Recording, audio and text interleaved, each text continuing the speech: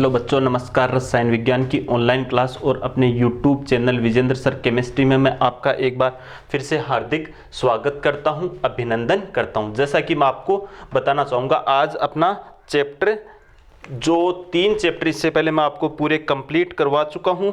आज अपना चैप्टर चलेगा चौथा चैप्टर। वैसे अपनी किताब में ये 3 नंबर का चैप्टर है, लेकिन मैंने इससे पहले 3 चैप्टर आपको पूरे कंप्लीट करवा दिए हैं। आज ये चौथा चैप्टर है। कौन सा है? इलेक्ट्रोकेमिस्ट्री, विद्युत रसायन। इस चैप्टर के बारे में आज अपन बात करेंगे। पीछे वाले जो 3 चैप्टर हैं, सॉल्यूशन है, सॉलिड स्टेट है, केमिकल काइनेटिक्स है, उनको अच्छे से आपको प्रिपेयर करने, नोट्स बनाने हैं और उनको बार बार दोहराते जाना है। आज इसकी पहली क्लास इलेक्ट्रोकेमिस्ट्री विद्युत रसायन की पहली क्लास के बारे में आज अपन बात करेंगे। तो सबसे पहले अपन कहते किसे हैं इलेक्ट्रोकेमिस्ट्री या विद्युत रसायन, कहते किसे हैं? विद्युत रसायन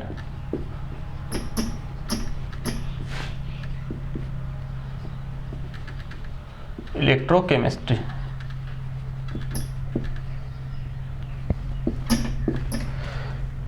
तो ये किसकी शाखा है? ये भौतिक रसायन विज्ञान की शाखा है। किसकी है? भौतिक रसायन विज्ञान। या अपन डायरेक्टली बोल भी देते हैं रसायन विज्ञान की वह शाखा या भौतिक रसायन विज्ञान की वह शाखा जिसमें अपन कौन सी अभिक्रियाओं का स्वतः अपरिवर्तित और स्वतः परिवर्तित, स्वतः अपरिवर्तित और स्वतः परिवर्तित होने वाली अभिक्रियाओं के बारे में अध्ययन किया जाता है। देखो अपन क्या कहेंगे, भौतिक रसायन विज्ञान की वह शाखा, तो ये साइमल्टेनियस है। कौन सी अभिक्रिया है ये? स्वतः परिवर्तित यानी साइमल्टेनियस, अपने आप होने वाली। अपने आप कौन सी अभिक्रियाएं होगी? जिनमें एनर्जी की रिक्वायरमेंट नहीं होगी, जिनमें ऊर्जा की आवश्यकता नहीं होगी, वे अभिक्रियाएं क्या होती है? साइमल्टेनियस होती है, अपने आप होती है। वो तो all exothermic reaction are simultaneous, यानी स्वतः अभिक्रियाएं कौन सी होगी? स्वतः परिवर्तित कौन सी होगी? जो ऊष्माक्षेपी होगी, जिनमें ऊष्माएं बाहर निकलती है, वो कौन सी रिएक्शंस होगी? स्वतः परिवर्तित। तो स्वतः परिवर्तित अभिक्रियाओं में क्या उत्पन्न होती है? ऊर्जा बाहर निकलती है, अर्थात ये कैसी होती है? ऊष्माक्षेपी, या इनको मैं कहूं कैसी होती है? ये एक्सोथर्मिक। कैसी रिएक्शन होती है ये? एक्सोथर्मिक। अब इनमें जो ऊर्जा उत्पन्न होती है, उसी ऊर्जा का प्रयोग, ये कौन सी अभिक्रियाएं हैं? स्वतः अपरिवर्तित नॉन साइमल्टेनियस, यानी ये है ऊष्माशोषी। कैसी अभिक्रिया है ये? ऊष्माशोषी, यानी इनको क्या कहते हैं अपन? एंडोथर्मिक।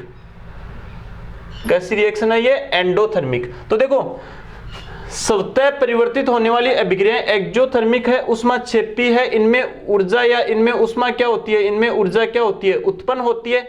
इस ऊर्जा का प्रयोग ही इन अभिक्रियाओं को संपन्न होने में किया जाता है। क्लियर हुई बात सभी को? तो अपन कह सकते हैं रसायन विज्ञान की वह शाखा जिसमें स्वतः परिवर्तित होने वाली अभिक्रियाओं में उत्पन्न ऊर्जा का प्रयोग अस्वतः परिवर्तित होने वाली अभिक्रियाओं में किया जाता है, उसे अपन क्या कहेंगे? उसको विद्युत रसायन या इलेक्ट्रोकेमिस्ट्री। बात समझ में आई? बता सकते हो सभी?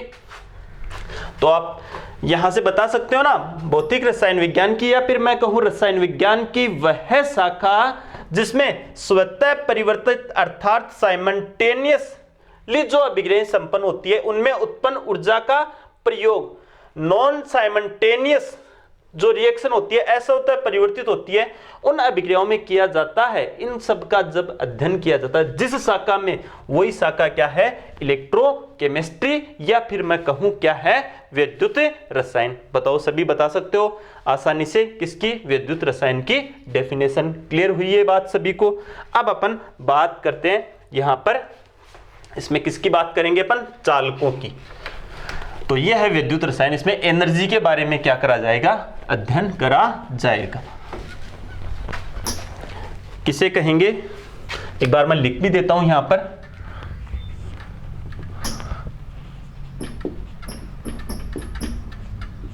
भौतिक रसायन विज्ञान की वह शाखा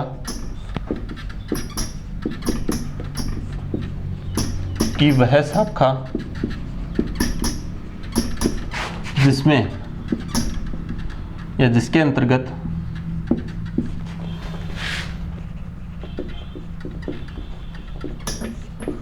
स्वतः परिवर्तित होने वाली अभिक्रियाओं में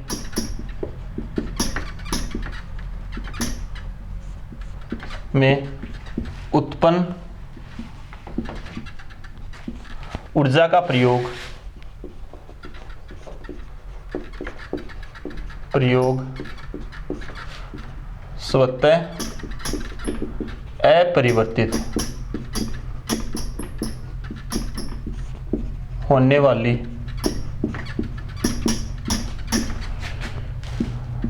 अभिक्रियाओं में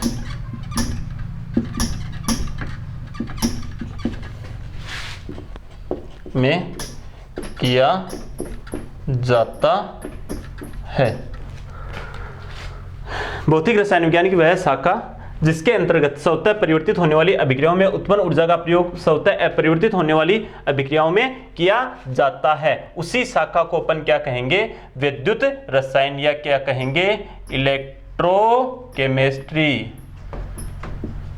क्या कहेंगे उसको? इलेक्ट्रोकेमिस्ट्री। इस प्रकार देखो अपन बड़े आसानी से बोल सकते हैं, स्वतः साइमल्टेनियस रिएक्शन में ऊर्जा उत्पन्न होती है और वही ऊर्जा यूज करके नॉन साइमल्टेनियस अभिक्रियाओं को पूरा कर लिया जाता है। तो यहाँ पर क्या, जो नॉन साइमल्टेनियस रिएक्शन होती है स्वतः अपरिवर्तित होती है उन अभिक्रियाओं को, या असवतः परिवर्तित होती है जो अपने आप नहीं होती है, उनको संपन्न करने में किया जाता है। वही ब्रांच क्या कहलाती है? वही ब्रांच क्या कहलाती है? इलेक्ट्रोकेमिस्ट्री, या इसी को क्या कहते हैं अपन? विद्युत रसायन के नाम से जानते हैं, या फिर मैं कहूँ क्या कहते हैं? इलेक्ट्रोकेमिस्ट्री। क्लियर हुई ये बात? अब देखो यहाँ पर अपन बात करेंगे, इसमें थोड़े से चालक पदार्थों के बारे में बात करते हैं। देखो यहाँ पर बात करेंगे धात्विक एवं विद्युत अपघटनी चालक। किसकी बात कर रहा हूं मैं यहाँ पर? धात्विक एवं विद्युत अपघटनी चालक। अब देखो इस चैप्टर में अपन विद्युत अपघटनी पदार्थों के बारे में ही इन्हीं के इर्द गिर्द क्या करेंगे? अध्ययन करेंगे। एक बार अपन मेटेलिक एंड इलेक्ट्रोलाइटिक कंडक्टर, कौन से हैं ये? मेटेलिक एंड इलेक्ट्रोलाइटिक कंडक्टर, विद्युत अपघटनी चालक। अब देखो कौन से, पहले मैं बात करूं मेटेलिक कंडक्टर या धात्विक चालकों की। धात्विक चालक, आप सभी जानते हो धात्विक चालक क्या होते हैं? ठोस होते हैं। कैसे होते हैं? ठोस। धातुएं सभी ठोस होती है और इनमें विद्युत का प्रवाह किसके कारण होता है? इनमें इलेक्ट्रिसिटी का फ्लो, विद्युत का प्रवाह किसके कारण होता है? धात्विक चालकों में इलेक्ट्रॉन के प्रवाह के कारण या इलेक्ट्रॉन की गति के कारण इनमें क्या होता है? विद्युत का प्रवाह होता है। क्लियर है? अब देखो धात्विक चालकों की चालकता किन किन पदार्थों पर निर्भर करती है? इनकी जो चालकता होती है, चालकता किसकी? धात्विक चालकों की, या धात्विक जो ठोस होते हैं, चालकता की निर्भरता। इनकी जो चालकता होती है वो किस किस पर निर्भर? धात्विक ठोस की या धात्विक ठोसों की चालकता की निर्भरता। देखो धात्विक ठोस होते हैं उनकी चालकता किस किस पर निर्भर करती है? आप सभी जानते हो इनमें इलेक्ट्रिसिटी का फ्लो किसके कारण होता है? मूवमेंट ऑफ इलेक्ट्रॉन, इलेक्ट्रॉन की गति के कारण होता है इसमें विद्युत धारा का प्रवाह। तो इनकी चालकता किस पर निर्भर करेगी? संयोजकता कोष के इलेक्ट्रॉनों की संख्या पर। किस पर निर्भर करेगी? संयोजकता कोष के इलेक्ट्रॉनों की संख्या पर। इलेक्ट्रॉनों की संख्या पर। तो धात्विक चालकों की चालकता मेनली किस पर निर्भर करती है? संयोजकता कोष के इलेक्ट्रॉनों की संख्या पर, या फिर मैं कहूं धात्विक संरचना बोले, या क्या बोले? बॉन्डिंग बोले किस प्रकार की बॉन्डिंग हो रही है, या फिर क्या कहें धातु के घनत्व, जो धातु का घनत्व होता है उस पर भी धात्विक चालकों की चालकता निर्भर करती है, या फिर मैं कहूं टेम्परेचर किस पर, ताप पर भी धात्विक चालकों की जो चालकता है वो डिपेंड करती है। देखो धात्विक चालकों की चालकता ताप बढ़ाने पर घटती है क्योंकि कंपनीय गतियां वहां पर क्या हो जाती है, बढ़ जाती है। तो ये मैंने दो कंडक्टर बताए यहां पर, धात्विक मेटेलिक कंडक्टर और विद्युत अपघटनी चालक। आप सभी जानते हो धात्विक चालक, सभी धातुएं क्या होती है, ठोस होती है। क्लियर है सभी को। और धातुओं में इलेक्ट्रॉन का प्रवाह होने के कारण ही उनमें क्या होती है, इलेक्ट्रिसिटी का फ्लो होता है। यह विद्युत धारा का चालन कैसे होता है, जब इलेक्ट्रॉन मूवमेंट करते हैं ठोस अवस्था में धातु में, तो क्या होता है, विद्युत धारा का प्रवाह। धात्विक चालकों की चालकता किस पर निर्भर करती है, एक तो उनके संयोजकता कोष के इलेक्ट्रॉनों की संख्या पर, धातु की संरचना अर्थात उसकी प्रकृति पर। क्या बोल सकते हैं अपन, धात्विक संरचना बंधन, यानी क्या बोल सकते हैं इसको, धातु की क्या बोल सकते हैं, प्रकृति। किस पर निर्भर करती है, प्रकृति पर। एक धातु के घनत्व पर भी निर्भर करेगी, इकाई आयतन में कितना द्रव्यमान है वही है घनत्व है। और एक किस पर निर्भर करेगी, टेम्परेचर पर निर्भर करेगी, या फिर मैं कहूं किस पर निर्भर करेगी, ताप पर निर्भर करेगी। क्लियर है बात। तो आप सभी जानते हो धात्विक चालकों की चालकता टेम्परेचर राइज करने पर डिक्रीज होती है, घटती है, क्योंकि वाइब्रेशन मोड या जो कंपनीय गतियां हैं वो क्या हो जाती है, बढ़ जाती है, जिसके कारण इनकी चालकता या कंडक्टिविटी क्या हो जाती है, डिक्रीज हो जाती है। क्लियर है ये बात सभी को। अब अपन थोड़ा सा बात करते हैं विद्युत अपघटनी चालकों के बारे में। विद्युत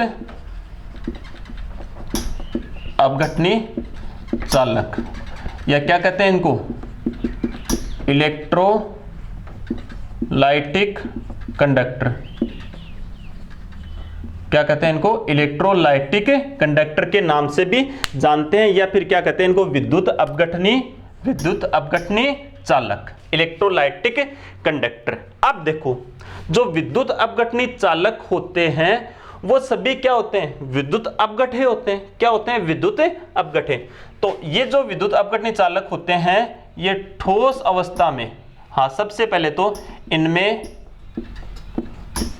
आयनों की गति के कारण, आयनों की गति के कारण विद्युत धारा का क्या होता है, या विद्युत का प्रवाह होता है। यानी जब आयन गति करेंगे तब ही इनमें विद्युत धारा का प्रवाह होता है। और आप जानते हो ठोस अवस्था में आयन गति कर सकते हैं क्या, आयन गति नहीं करते हैं। अतः ठोस अवस्थाओं में ये क्या होते हैं, कुचालक। अतः ठोस अवस्था में ये कौन, विद्युत अपघटनी चालक, ये विद्युत का चालन नहीं करते हैं। ये ठोस अवस्था में विद्युत का चालन नहीं करते हैं। कब करते हैं, जलीय विलयन में या फिर मैं कहूं संगलित अवस्था में या मोल्टन स्टेट में। संगलित अवस्था में ही विद्युत का क्या करते हैं, विद्युत का चालन करते हैं। जैसे NaCl है, ये जब ठोस होता है तो विद्युत का चालन नहीं करता है, विद्युत का चालन नहीं करता है। NaCl जब ठोस अवस्था में होता है उस दौरान यह विद्युत का चालन नहीं करता है। और जब यह जलीय विलयन में होता है, कौन से विलयन में, जलीय विलयन में, या फिर संगलित अवस्था में, कौन सी अवस्था में, संगलित अवस्था में होता है, उस दौरान यह विद्युत का क्या करता है, चालन करता है। एक सेकंड, थोड़ी सी लाइट की समस्या आ रही है, इसको भी सोल्व करते हैं। तो आपको मैंने बताया ये कौन सी स्टेट में विद्युत का चालन करता है, अभी ये सिर्फ विलयन अवस्था में ही विद्युत का क्या करता है, चालन, अथवा मैं कहूं कौन सी अवस्था में, संगलित अवस्था में क्या करता है, ये विद्युत का चालन करता है। ठोस अवस्था में चालन नहीं करता है, क्योंकि ठोस अवस्था में ये Na+ और Cl- आयन है ना, इसमें Na+ और Cl- ये आयन गमन नहीं करते। देखो इनमें चालन कैसे होता है, जब इसको अपन जल में डालते हैं, 2 इलेक्ट्रोड रहते हैं यहाँ पर, एक प्लस वाला और एक माइनस वाला, तो प्लस वाले के पास तो कौन जाएंगे, Cl- और माइनस वाले के पास कौन जाएंगे, Na+। ये आयन गति करेंगे और इनमें विद्युत का चालन होगा। लेकिन मैं कह रहा हूं जब ये ठोस अवस्था में रहेगा तब क्या ये आयन गति कर पाएंगे, क्या नहीं कर पाएंगे, और इस दौरान ये विद्युत का चालन क्या कर पाएगा, क्या बिल्कुल भी नहीं कर पाएगा। तो ये बात सबको क्या होनी चाहिए, क्लियर होनी चाहिए। विद्युत अपघटनी चालक जो होते हैं वो, इनमें विद्युत धारा का प्रवाह किसके कारण होता है, आयनों की गति के कारण। आयन ठोस अवस्था में गति नहीं करते, अतः ये ठोस अवस्था में विद्युत का चालन भी नहीं करेंगे। ये जलीय विलयन में या फिर मैं कहूं संगलित अवस्था में विद्युत का क्या करते हैं, चालन करते हैं। जैसे NaCl ठोस अवस्था में विद्युत का चालन नहीं करते। हाँ, एक चीज और बताऊं, कोई विद्युत अनअपघटे पदार्थ होते हैं। कौन से पदार्थ, विद्युत अनअपघटे पदार्थ। विद्युत अनअपघटे पदार्थ जैसे मैं बात करूं ग्लूकोज की, यूरिया की, शक्कर की, कौन से है, विद्युत अनअपघटे पदार्थ। जैसे शक्कर है, यूरिया है, या फिर मैं क्या लिखूं, ग्लूकोज है। ये सभी कैसे हैं, विद्युत अनअपघटे पदार्थ। तो ये ठोस अवस्था में भी विद्युत का चालन नहीं करते और विलयन अवस्था में भी विद्युत का चालन नहीं करते। विद्युत अपघटे पदार्थ कौन से होते हैं, जो जलीय विलयन में क्या हो जाते हैं, अपने आयनों में विभाजित हो जाते हैं और विद्युत धारा लगाते ही वो आयन विपरीत आवेशित इलेक्ट्रोडों की ओर क्या करने लग जाते हैं, गमन करने लग जाते हैं। ऐसे पदार्थों को अपन क्या कहेंगे, विद्युत अपघटनी पदार्थ। और विद्युत अनअपघटे पदार्थ जो आयनित नहीं होते हैं, अपघटित नहीं होते हैं, तो ये अपघटित नहीं होंगे, जैसे शक्कर, यूरिया, ग्लूकोज, इनका जलीय विलयन विद्युत का क्या होगा, इनका जलीय विलयन कुचालक होगा। क्लियर हुई बात सभी को। तो ये जनरल बातें थी किसकी, मेटेलिक कंडक्टर और इलेक्ट्रोलाइटिक कंडक्टर। अब अपन एक क्वेश्चन के रूप में लिखते हैं। क्वेश्चन होगा अपना ये, धात्विक चालक एवं विद्युत अपघटनी चालकों में अंतर लिखिए। तो ये क्वेश्चन अपन क्या कर लेते हैं, सोल्व कर लेते हैं। अपना क्वेश्चन होगा, धात्विक चालकों में तथा विद्युत अपघटनी चालकों में अंतर लिखिए।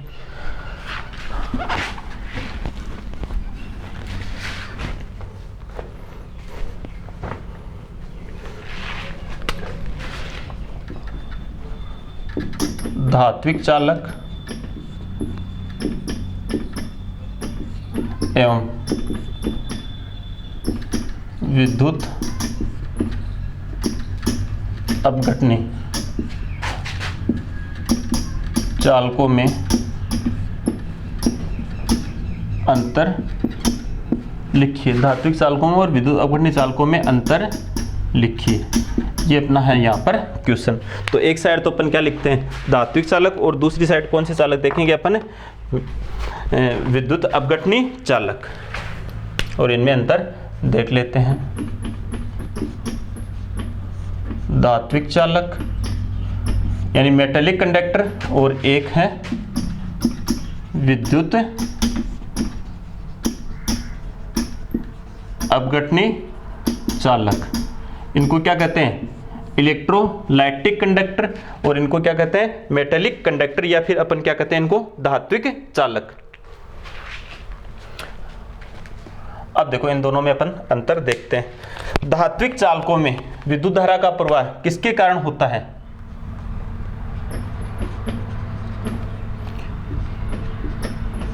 विद्युत का प्रवाह इलेक्ट्रॉनों की गति के कारण होता है। इलेक्ट्रॉनों की गति के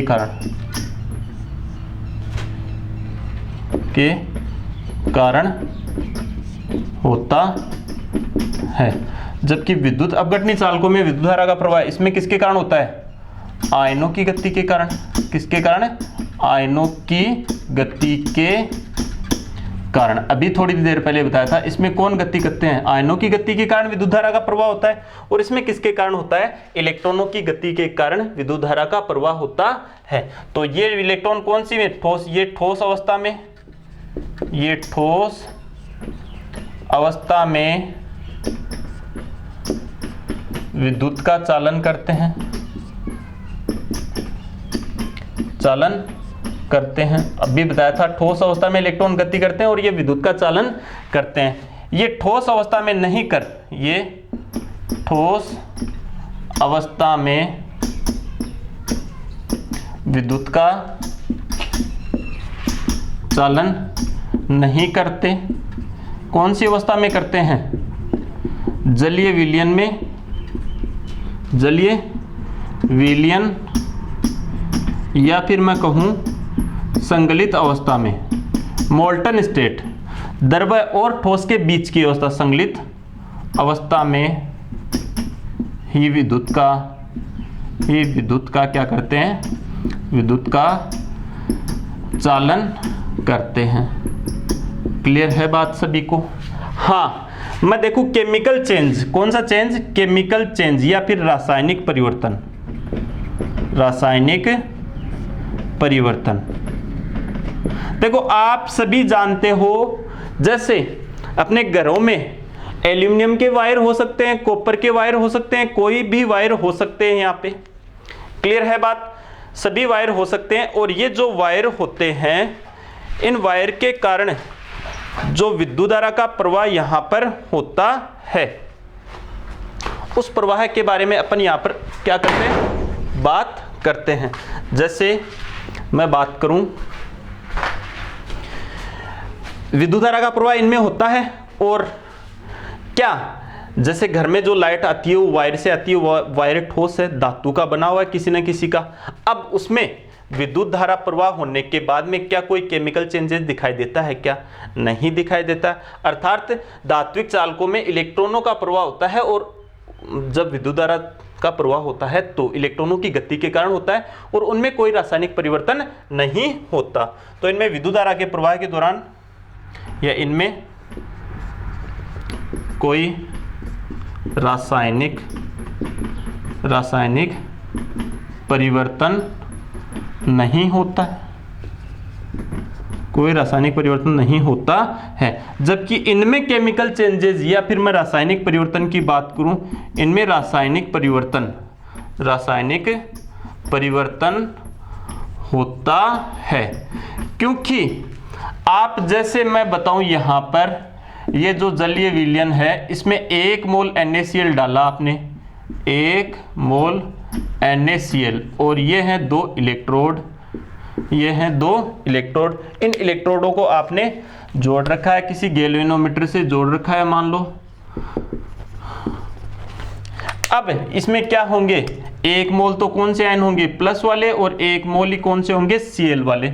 ये मान लो माइनस वाला है और ये प्लस वाला है। माइनस वाले की ओर तो कौन चले जाएंगे? 1 मोल ये, और इसकी ओर कौन चले जाएंगे? 1 मोल ये। जब ये अपने अपने इलेक्ट्रोडों पर निक्षेपित हो जाएंगे, फिर इसमें विद्युत धारा का चालन नहीं होगा, फ्लो नहीं होगा। अर्थात इनमें रासायनिक परिवर्तन यहाँ पर हुआ है या नहीं हुआ है? यहाँ पर रासायनिक परिवर्तन होता है। तो विद्युत अपघटनी चालक जब विद्युत धारा का प्रवाह करते हैं तो इनमें रासायनिक परिवर्तन होता है। यानी मैं कहूं यहाँ पर पदार्थ का प्रवाह बोल सकते हैं, प्रवाह क्या हो रहा है? होता है। और यहाँ पर किसी भी पदार्थ का प्रवाह नहीं होता है, पदार्थ का प्रवाह यहाँ पर पदार्थ का प्रवाह नहीं होता है। क्लियर है ये बात सभी को? अब अपन बात करें नेक्स्ट, ताप का प्रभाव, इफेक्ट ऑफ टेम्परेचर, यानी ताप का क्या प्रभाव रहता है इन पर। देखो धात्विक चालकों की चालकता ताप बढ़ाने पर क्या होती है? बता दिया, ताप बढ़ाने पर इनकी चालकता क्या होती है? धात्विक चालकों की चालकता या कंडक्टिविटी ताप बढ़ाने पर घटती है। क्योंकि क्या होती है? कंपनीय गतियां क्या होती है? यहाँ पर बढ़ती है, बता रखा है। जबकि इनकी चालकता, इनकी जो चालकता होती है वो ताप बढ़ाने पर क्या होती है?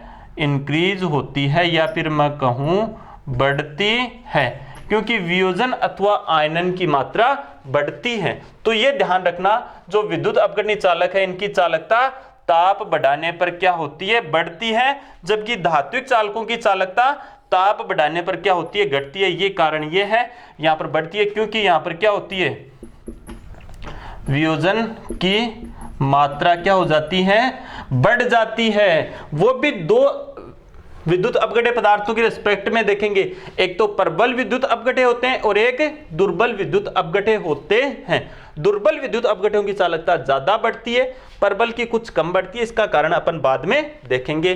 तो ये क्या था, ये क्वेश्चन था, ये धात्विक चालकों और विद्युत अपघटनी चालकों में अंतर। आपको इसी तरह से इसको क्या करना है, नोट्स में नोट डाउन करना है। चलो अब अपन बात करेंगे विद्युत अपघटनी चालकों के बारे में। इस चैप्टर में अपने को इन्हीं को कवर अप करना है, विद्युत अपघटनी चालकों को। तो सबसे पहले विद्युत अपघटनी चालकों के बारे में अपन ने पढ़ लिया, अब इनका पढ़ेंगे विद्युत अपघटनी चालकों का वर्गीकरण।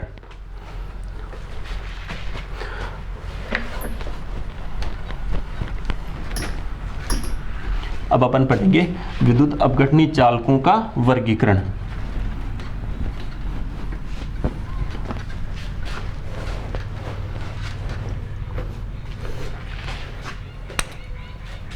क्लासिफिकेशन ऑफ इलेक्ट्रोलाइटिक सब्सटेंस या विद्युत अपघटनी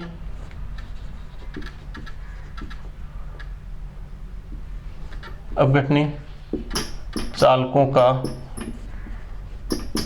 वर्गीकरण। देखो आपको मैं बताऊं, विद्युत अपघटनी चालक या विद्युत अपघटे पदार्थों का वर्गीकरण या विद्युत अपघटनी चालकों का वर्गीकरण या फिर विद्युत अपघटों का वर्गीकरण। विद्युत अपघटे कितने प्रकार के होते हैं, विद्युत अपघटे दो प्रकार के होते हैं। कितने प्रकार के होते हैं, दो प्रकार के। एक होते हैं प्रबल विद्युत अपघटे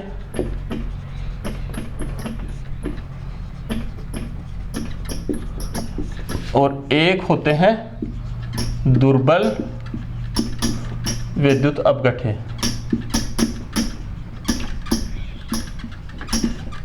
एक तो होते हैं स्ट्रॉन्ग इलेक्ट्रोलाइट और एक होते हैं वीक इलेक्ट्रोलाइट। इनको क्या कहते हैं अपन, स्ट्रॉन्ग इलेक्ट्रोलाइट।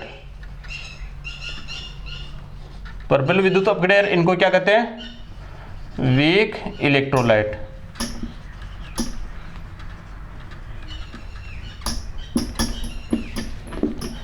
अब देखो ये स्ट्रॉन्ग इलेक्ट्रोलाइट क्या होते हैं और वीक इलेक्ट्रोलाइट क्या होते हैं, इनके बारे में अपन देख लेते हैं। स्ट्रॉन्ग इलेक्ट्रोलाइट क्या होते हैं, वीक इलेक्ट्रोलाइट क्या होते हैं। ये जो स्ट्रॉन्ग इलेक्ट्रोलाइट होते हैं वो जलीय विलयन में, स्ट्रॉन्ग इलेक्ट्रोलाइट जो जलीय विलयन होता है, जलीय विलयन में पूर्णतः आयनित होते हैं, पूर्णतः आयनित होते हैं, आयनित होते हैं, यानी 100% क्या हो जाते हैं, ये आयनित हो जाते हैं। जैसे अपन ने, मैं कहूं 100 NaCl डालते हैं तो अपने को क्या मिलते हैं, 100 ही तो क्या मिलेंगे, Na+ आयन, और 100 ही क्या मिलेंगे, Cl- आयन। इसका मतलब ये क्या हो गया, पूर्णतः पूर्ण रूप से क्या हो गया, आयनित हो गया। ये 100 अणु डाले तो अपने को 100 आयन तो सोडियम के मिले और 100 ही आयन किसके मिले, क्लोराइड आयन के।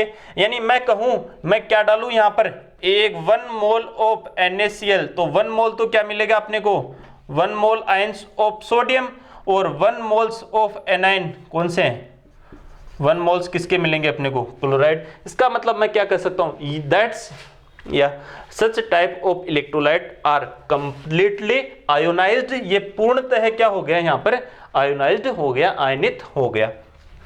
ये क्या होते हैं, ये जलीय विलयन में पूर्णतः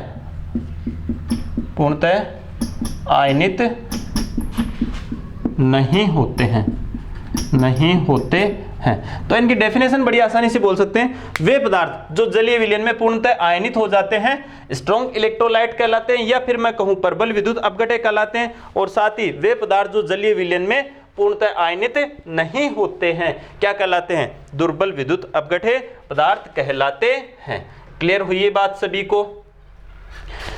ये क्या होते हैं, ये कौन कौन से होते हैं? ये प्रबल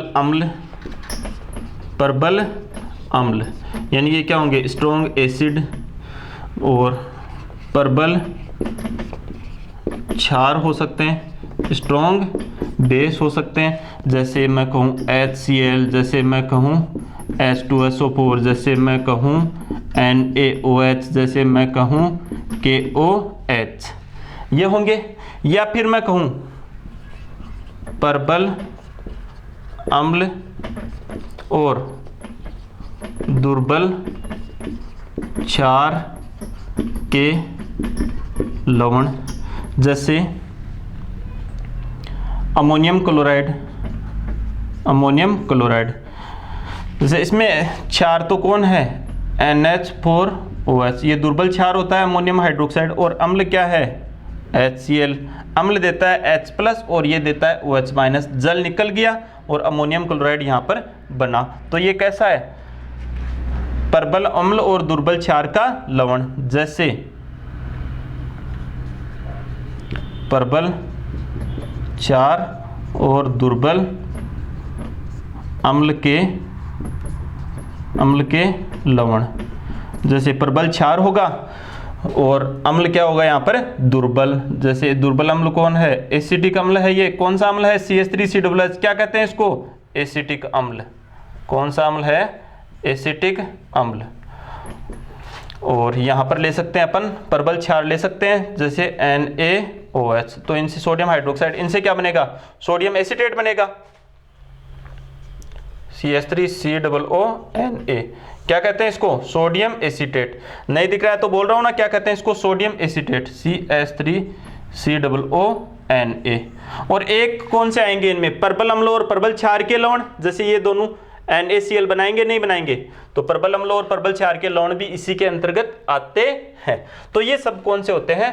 प्रबल विद्युत अपघट्य होते हैं। तो इनमें किसी को कोई दिक्कत नहीं होनी चाहिए। स्ट्रॉन्ग एसिड, स्ट्रॉन्ग बेस, और स्ट्रॉन्ग एसिड और स्ट्रॉन्ग बेस के साल्ट हैं, जैसे अमोनियम क्लोराइड कौन है? जैसे इन दोनों से क्या बन रहा है? NaCl। तो प्रबल अम्ल और प्रबल क्षार का लवण है या नहीं है? फिर मैंने कहा एक प्रबल और एक दुर्बल का जो भी होगा वो सभी स्ट्रॉन्ग में ही आएंगे।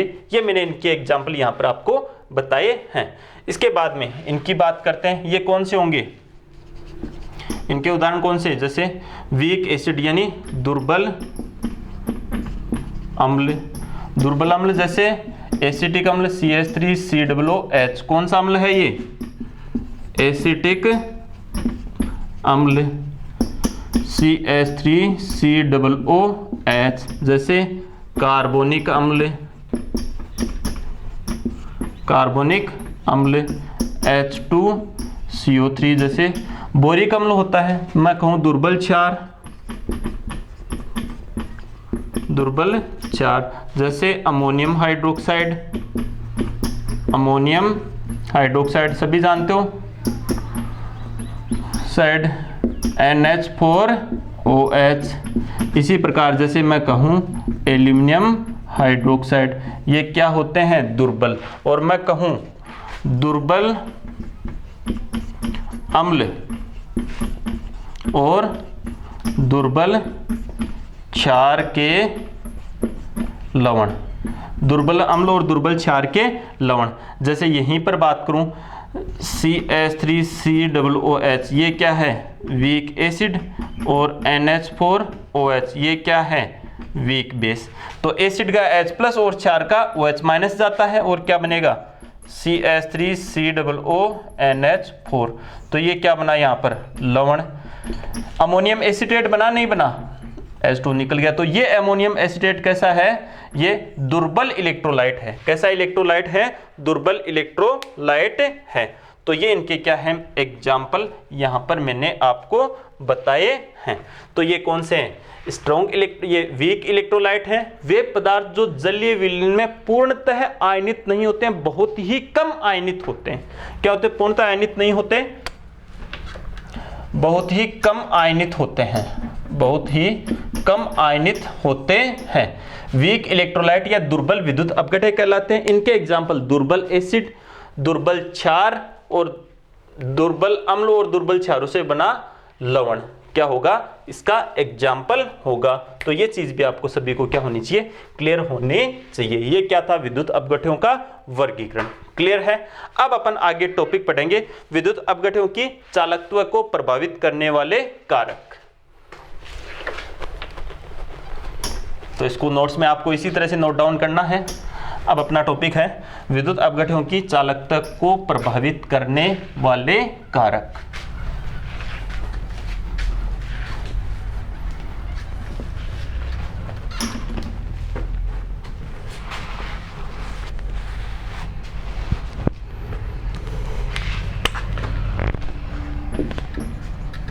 मार्कर चेंज करता हूं थोड़ा। विद्युत अपघट्यों की चालकत्व को प्रभावित करने वाले कारक।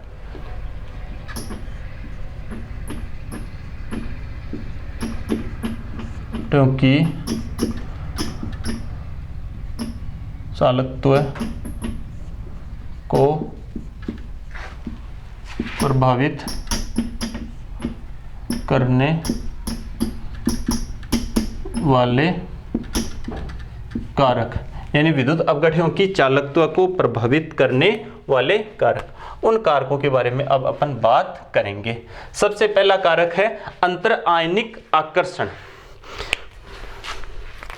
इससे पहले मैं लिख देता हूं, अंतर आयनिक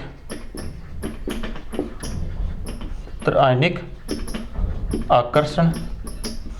दूसरा है आयनों का विलायकन।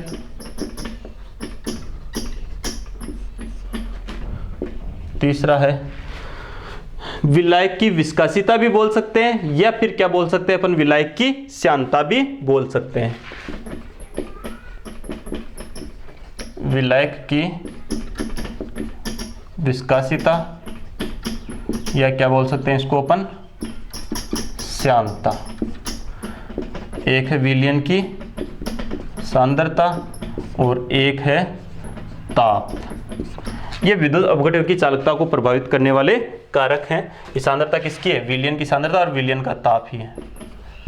विलयन की सांद्रता और विलयन का ही क्या है, ताप। सबसे पहले अपन बात करते हैं अंतर आयनिक आकर्षण बल की।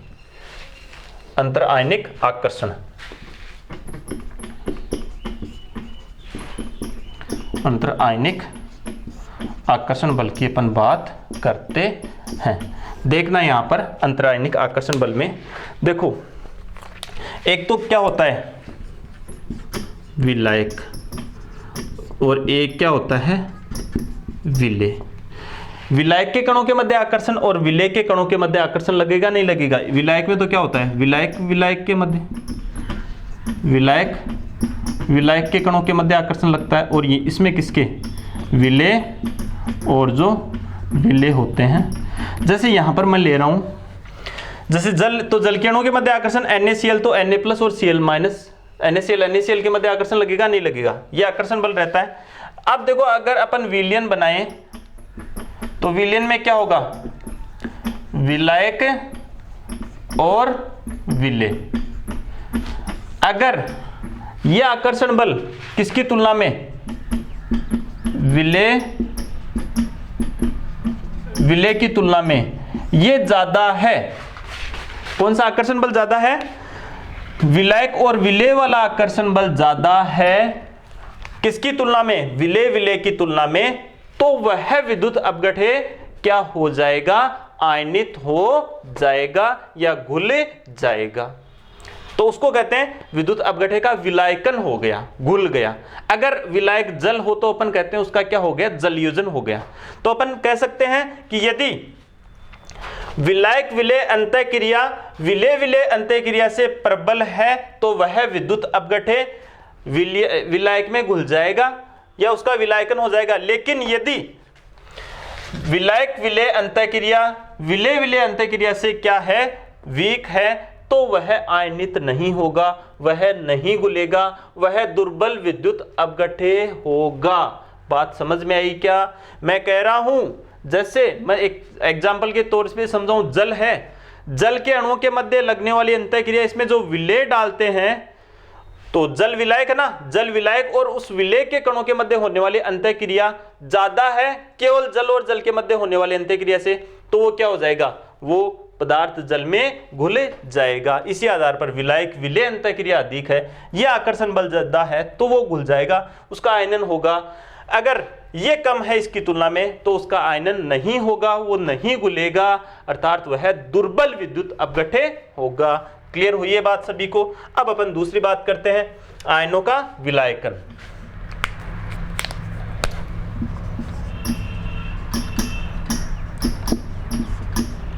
आयनों का विलायकन देखना, इसमें आयनों का विलायकन में अपन देखते हैं, यदि आयनों का विलायकन क्या होता है, अधिक होता है। आयनों का विलायकन क्या होता है, अधिक।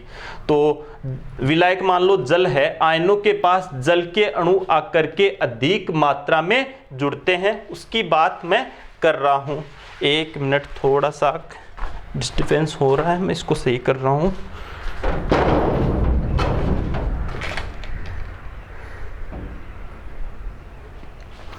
हाँ, तो अपनी बात चल रही थी, यदि आयनों का विलायकन ज्यादा है, यानी कहने का मतलब जैसे मान लो ये लिथियम आयन है, इसके चारों ओर जल के अणु आकर के जुड़ रहे हैं, विलायकन ज्यादा हो रहा है, जल के अणु आकर के जुड़ रहे हैं, तो इसका साइज क्या हो गया, इसका साइज क्या हो गया, बड़ा।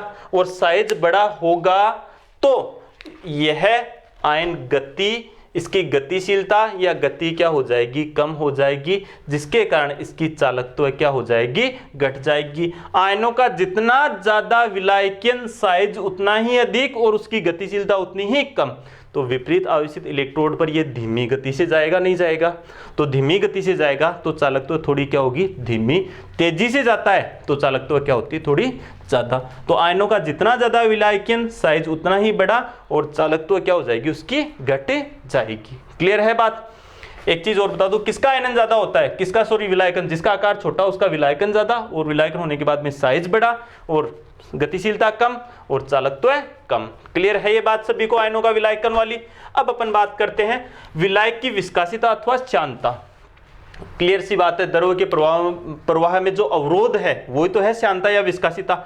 विलायक की विस्कासिता बोलूं या फिर मैं कहूं श्यानता, जितनी ज्यादा होगी उसकी चालकत्व उतनी ही क्या होगी, कम, क्योंकि गतिशीलता क्या होती है, कम होती है। धीमी गति से विपरीत आवेशित आयन की ओर इलेक्ट्रोड जाएंगे तो चालकता क्या हो जाएगी, वहां पर घट जाएगी। अब अपन बात कर रहे हैं विलयन की सांद्रता। देखो विलयन की सांद्रता, सांद्रता अधिक होने पर, क्या अधिक होने पर, सांद्रता अधिक होने पर चालकत्व क्या होती है, तो चालकत्व घटती है और तनुता बढ़ने पर चालकत्व क्या होती है, चालकत्व जो होती है वो क्या होती है, बढ़ती है। इसके बारे में अपन चैप्टर में आगे डिटेल से अध्ययन करेंगे। एक है ताप। देखो ताप बढ़ाने पर वियोजन की मात्रा बढ़ती है। अगर ताप बढ़ाया तो क्या होती है, वियोजन की मात्रा बढ़ती है। वियोजन की मात्रा बढ़ती है तो विद्युत अपघट्य वियोजित हुआ है तो आयनित हुआ है, आयनों की संख्या क्या हो गई, ऑटोमेटिकली बढ़ गई। और विद्युत धारा कौन ले जा रहे हैं, विपरीत आवेशित इलेक्ट्रोडों की ओर आयन ही ले जा रहे हैं, तो वो विद्युत धारा जो ले जाने वाली है वो भी क्या होगी, बढ़ेगी। अतः चालकता या चालकत्व के मान में क्या होगी, वृद्धि। तो ताप बढ़ाने पर आयनन की मात्रा क्या होती है, बढ़ती है, जिसके कारण चालकत्व के मान में क्या होती है, चालकत्व के मान में भी क्या होती है, वृद्धि होती है। इन दोनों कारकों के बारे में अपन आगे डिटेल से अध्ययन करेंगे। आज अपनी इलेक्ट्रोकेमिस्ट्री की ये पहली क्लास थी, पहला लेक्चर था। सभी को घर पे जाकर के इसके अच्छे से नोट्स प्रिपेयर करने हैं और अच्छे से वीडियो को देखना है। हाँ, अपना चैनल जो विजेंद्र सर केमिस्ट्री नाम से है उसको सभी सब्सक्राइब कर ले ताकि मैं कंटेंट ऑफ मैटर आपके पास इजी वे में पहुंचा सकूं। आज की क्लास में इतना ही। थैंक यू, धन्यवाद।